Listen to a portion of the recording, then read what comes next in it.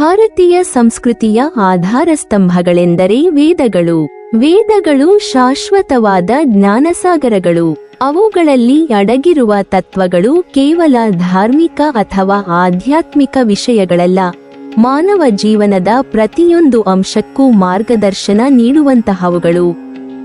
ವೇದಗಳಲ್ಲಿ ಪ್ರತಿಯೊಂದು ತನ್ನದೇ ಆದ ವಿಶಿಷ್ಟತೆಯನ್ನು ಹೊಂದಿದ್ದು, ಮಾನವನ ಬೌದ್ಧಿಕ, ಭಾವನಾತ್ಮಕ ಹಾಗೂ ಆಧ್ಯಾತ್ಮಿಕ ಬೆಳವಣಿಗೆಗೆ ಅನನ್ಯವಾದ ಕೊಡುಗೆಯನ್ನು ನೀಡಿದೆ.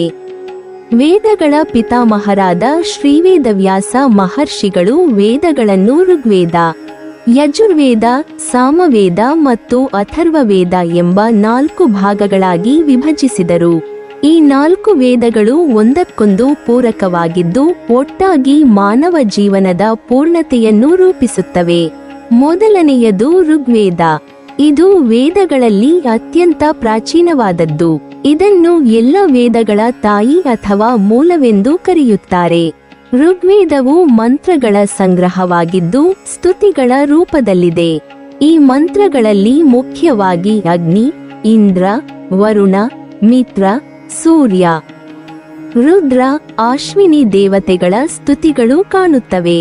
ಈ ಮಂತ್ರಗಳು ಕೇವಲ ದೇವರ ಪ್ರಾರ್ಥನೆಗಳಲ್ಲ, ಅವು ಮಾನವನ ಆಂತರಿಕ ಶಕ್ತಿಯ ಅಭಿವ್ಯಕ್ತಿ. ಋಗ್ವೇದವು ಪ್ರಕೃತಿಯ ಶಕ್ತಿಗಳನ್ನು ದೇವತಾರೂಪದಲ್ಲಿ ಚಿತ್ರಿಸಿ, ಮಾನವ ಮತ್ತು ಪ್ರಕೃತಿಯ ನಡುವಿನ ಆಧ್ಯಾತ್ಮಿಕ ಬಾಂಧವ್ಯವನ್ನು ಸಾರುತ್ತದೆ. ಅದರಲ್ಲಿ ಧರ್ಮ, ಸತ್ಯ, ಕರ್ಮ, ಜೀವನದ ನೈತಿಕ ಮೌಲ್ಯಗಳು ಹಾಗೂ ವಿಶ್ವಸಮಾನತೆಯ ಆದರ್ಶಗಳು ಕಾಣಿಸುತ್ತವೆ. ಋಗ್ವೇದವು ಕಾವ್ಯಾತ್ಮಕತೆ ಮತ್ತು ತತ್ವಶ್ರದ್ಧೆಯ ವಿಶಿಷ್ಟ ಸಂಯೋಜನೆಯಾಗಿದೆ. ಈ ವೇದದಲ್ಲಿನ ಮಂತ್ರಗಳು ಬ್ರಹ್ಮಾಂಡದ ಸೃಷ್ಟಿ, ಮಾನವ ಜೀವನದ ಉಗಮ, ಸಮಾಜದ ವಿನ್ಯಾಸ ಮತ್ತು ದೇವತಾರಾಧನೆಯ ಮೂಲತತ್ವಗಳನ್ನು ವಿಶದಪಡಿಸುತ್ತವೆ. ಇದಾದ ನಂತರದ ಯಜುರ್ವೇದವು ಕ್ರಿಯಾತ್ಮಕ ವೇದವಾಗಿದೆ.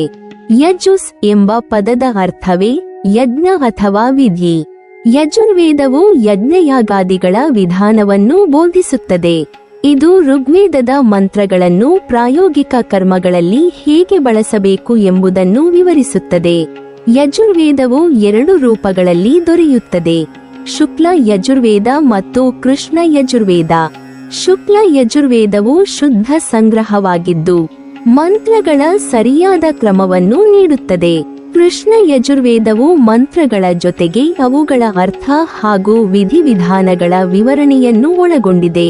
ಯಜುರ್ವೇದವು ಕೇವಲ ಧಾರ್ಮಿಕ ವಿಧಿವಿಧಾನಗಳ ಗ್ರಂಥವಲ್ಲ, ಅದು ಶಿಸ್ತು, ಕರ್ತವ್ಯ ಹಾಗೂ ಕರ್ಮದ ಮಹತ್ವವನ್ನು ಸಾರುವ ತತ್ವಗ್ರಂಥವೂ ಆಗಿದೆ.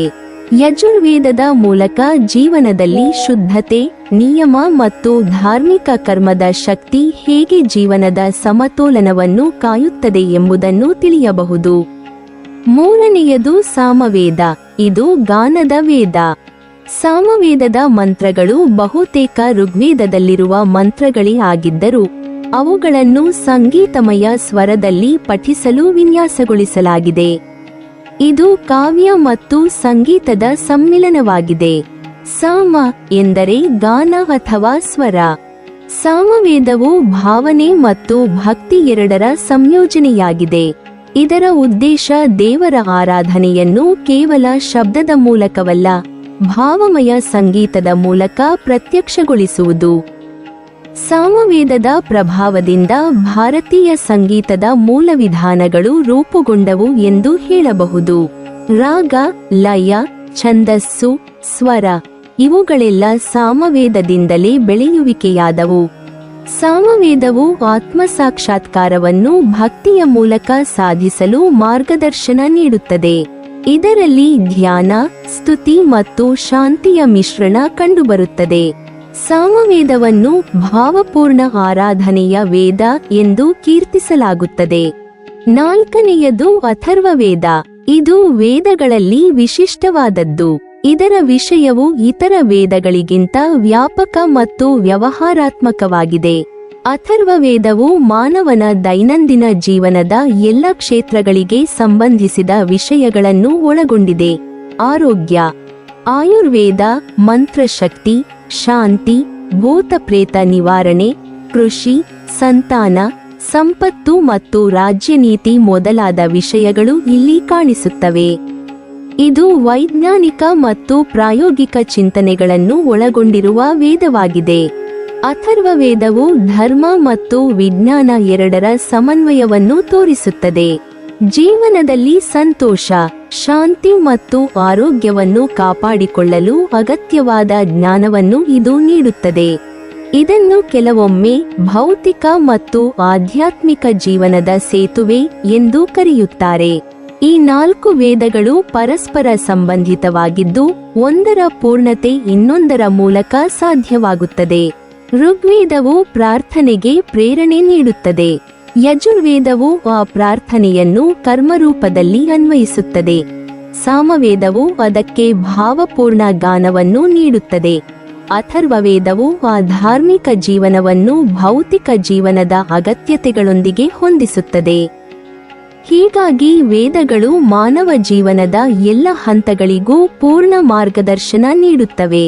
ವೇದಗಳಲ್ಲಿ ಅಡಕವಾಗಿರುವ ಈ ವೈವಿಧ್ಯಮಯ ಜ್ಞಾನವು ಕೇವಲ ಹಿಂದೂ ಧರ್ಮದ ಧಾರ್ಮಿಕ ಪರಂಪರೆಯ ಭಾಗವಲ್ಲ, ಅದು ಮಾನವ ಜಾತಿಯ ಆಧ್ಯಾತ್ಮಿಕ ವಿಕಾಸದ ಮೂಲ. ಈ ವೇದಗಳು ನಮ್ಮ ಪೂರ್ವಜರ ತಪಸ್ಸು, ಧ್ಯಾನ ಮತ್ತು ದಿವ್ಯ ಜ್ಞಾನದಿಂದ ಜನಿಸಿದ ಅಮೂಲ್ಯ ಸಂಪತ್ತು. ಇವುಗಳನ್ನು ಕೇವಲ ಪಠಿಸುವುದರಿಂದಷ್ಟೇ ಅಲ್ಲ, ಅವುಗಳ ಅರ್ಥವನ್ನು ಅರಿತು ಜೀವನದಲ್ಲಿ ಅನುಸರಿಸಿದಾಗಲೇ ನಿಜವಾದ ಬೆಳಕು ದೊರೆಯುತ್ತದೆ. ಹೀಗಾಗಿ ವೇದಗಳು ಮಾನವನ ಮನಸ್ಸನ್ನು ಶುದ್ಧಗೊಳಿಸಿ, ಆತ್ಮವನ್ನು ಉದಾತ್ತಗೊಳಿಸಿ, ಜೀವನವನ್ನು ಪರಿಪೂರ್ಣತೆಗೆ ಕೊಂಡೊಯ್ಯುವ ಶಾಶ್ವತ ಜ್ಞಾನಪ್ರಕಾಶಗಳಾಗಿವೆ.